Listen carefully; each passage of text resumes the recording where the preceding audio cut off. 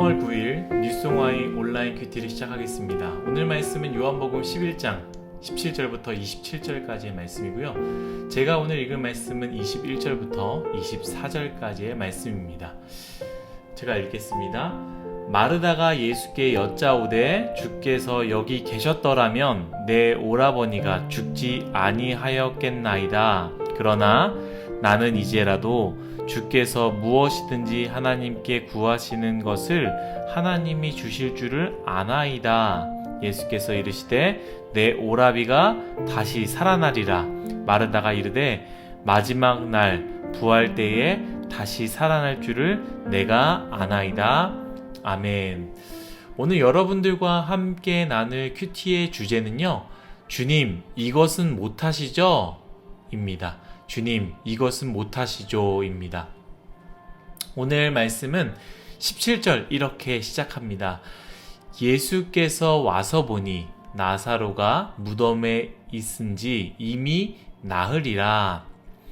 우리는 고백합니다. 하나님이 전지전능하시다라는 것을, 어떤 것도 다 하실 수 있다고 믿습니다라고 우리는 고백합니다.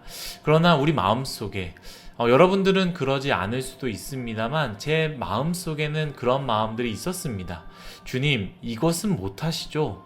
다 하실 수 있다고 하지만 이것은 못하시죠? 이런 마음이 있었다라는 것이지요. 가능성을 정해놓고 이럴 때는 하나님이 하실 수 있지만 저럴 때는 하나님도 어려울 것이다 라는 생각을 많이 하게 됩니다.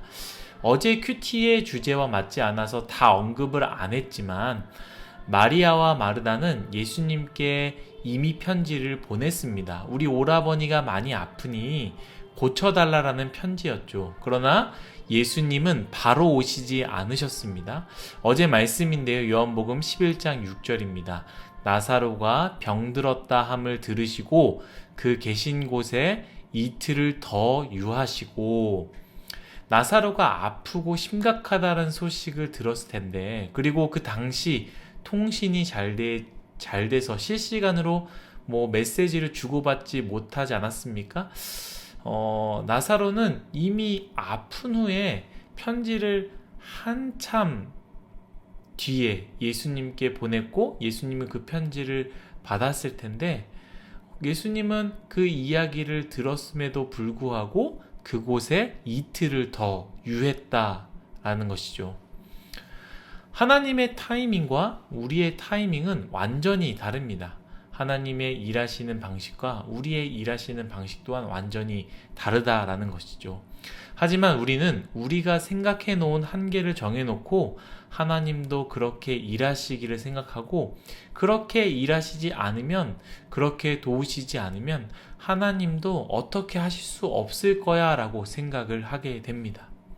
하지만 하나님은 우리가 시급하고 당장 이루어져야 할 상황에서 이틀이 더 지나도, 그리고 무덤에 있은지 이미 나으리라도 그것과 상관없이 하나님이 일하시면 이루어집니다. 오늘 말씀에 더 나아가면 마르다의 고백이 나옵니다. 마르다의 고백은 정말 우리의 생각과 같습니다. 21절입니다. 마르다가 예수께 여짜오되 주께서 여기 계셨더라면 내 오라버니가 죽지 아니하였겠나이다. 마르다의 고백이 무엇입니까? 예수님은 병든 자를 고치신다라는 확신이었습니다.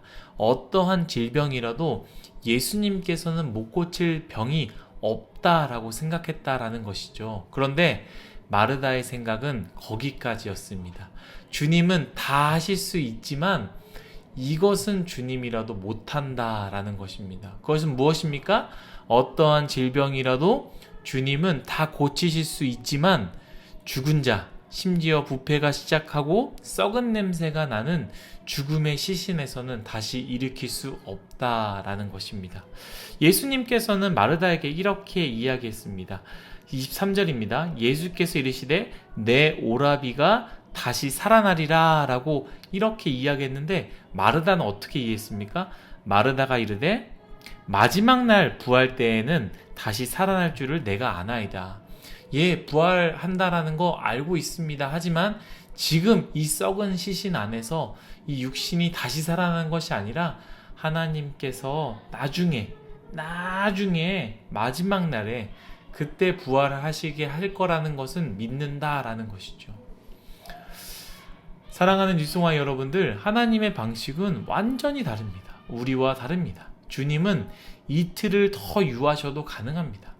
주님은 당장 일 안 하셔도 마지막에 일하시면 그것이 되게 됩니다.